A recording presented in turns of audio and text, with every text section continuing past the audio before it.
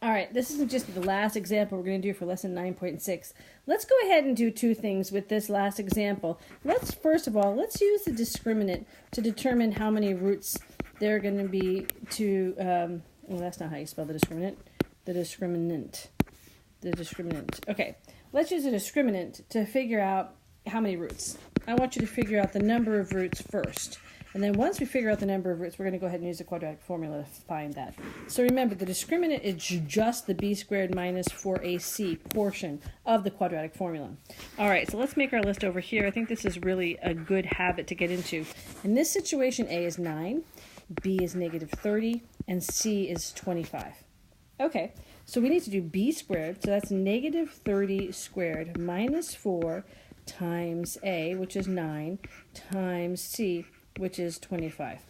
All right, so b squared, so this is going to give us 900 minus 4 times 25. I think we should use the commutative property of multiplication to make this a little bit easier. 900 minus 100 times 9, well, that's 900 minus 900, and that's 0.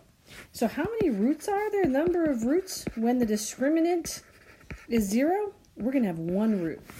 All right. So this means there's a double root. This parabola either sits on or hangs from the x-axis. So let's go figure out what it is. X equals negative b plus or minus the square root of b squared minus 4ac all over 2a. And the nice thing is we've already figured out that b squared minus 4ac is 0. So we've done some of the hard work. X equals negative, remember b is this, so negative 30 plus or minus the square root of 0, okay, all over 2 times 9.